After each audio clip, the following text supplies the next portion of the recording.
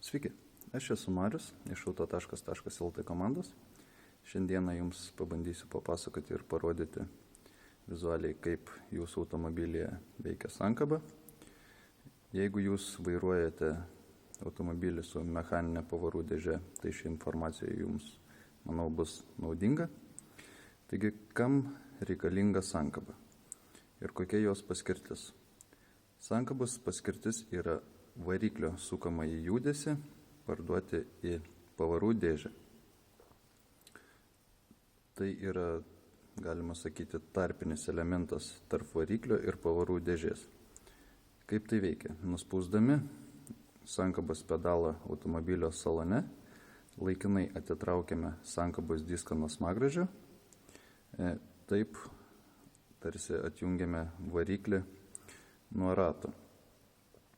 Ir taip automobilis rieda laisva eiga.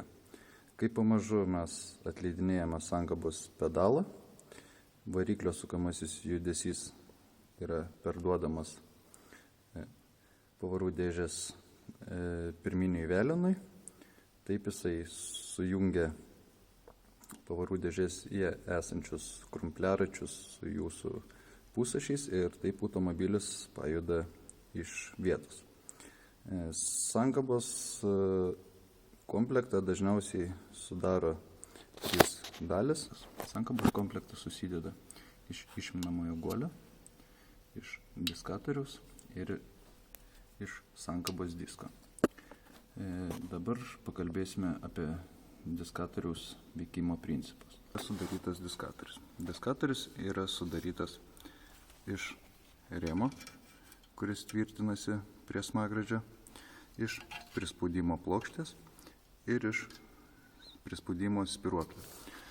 Prispaudimo spiruoklės spaudžia prispaudimo plokštę prie sankabos disko, taip trinties pagalba yra perduodamas judesys būtent į pavarų dėžę. Dabar pabandysime parodyti jums, kaip tai veikia. Mindami sankabos pedalą, išminimo guolis spaudžia spiruoklinės plokšteles, liaudyje vadinamus lepistokus. Taip prispaudimo plokštė atitolsta nuo sankabos disko. Šitoj vietoj tarpas padidėjo. Atleidžiame sankabos pedalą, prispaudimo plokštė grįžta atgal, sankabos diską prispaudė. Pabandom dar kartelę. Miname sankabos pedalą žemyn. Prispaudimo plokštė kyla į viršų. Taip atsiranda tarpas tarp sankabos disko ir smagražio. Sankabos diskas sukasi laisvai, neprispaustas. Judesys yra neperduodamas į pavarų dėžę. Atleidžiame sankabos pedalą. Prispaudimo plokštė grįžta į vietą. Kaip veikia išminimo guolis? Išminimo guolis pavarų dėžėje turi kreipiančiąją, per kurią jis turi laisvai judėti, turi svirtį, kuris stumdo būtent išminamą į guolį cilindriuko arba troso pagalba. Šitoje vietoje stovi cilindriukas, jūs minate sankabos pedalą, guolis važiuoja į priekį, taip išmindamas diskatorių. Jūs atleidžiate, jisai grįžta atgal. Minate sankabos pedalą, guolis važiuoja į priekį, taip išmindamas diskatorių. Atleidžiate, jisai grįžta atgal. Šis diskas yra sudarytas iš frikcinės dalies, kuri trinties pagalba tarp smagražio ir diskatoriaus, sukimosi judesi per krumpliaratį, perduoda į pirminę veleną. Tad, jeigu mes čia turime smagražį, diskatorius prispaudžia sankabos diską prie smagražio, variklis sukasi ir pavarų dėžė.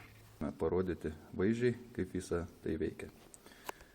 Jūs atsisėdate į automobilį ir užvedate variklį. Tai mums padės padaryti staklių pagalba. Įsivaizduokime, kad špindelis yra jūsų alkūninis velenas, prie kurio yra pritvirtintas smagražis. Taigi, užvedame variklį. Kaip matote, pavarų dėžės pirminis velenas sukasi. Jis šiuo metu perduoda judesį būtent į pavarų dėžę. Jūs išminate sankabą. Išminėte sankabą. Pavarų dėžės pirminis velenas stovi vietoje. Jūs atleidinėjate po biškį sankabą. Matote, pirminis velenas vėl sukasi, taip gaunamas judesys. Jūs išminate sankabą, pirminis velenas sustoja. Jūs atleidžiate sankabą, sukasi. Išminate sankabą, pirminis velenas stovi. Atleidžiate sankabą, pirminis velenas sukasi. Taigi šitaip vaizdžiai galima pasakyti, kaip jūsų automobilyje veikia sankaba.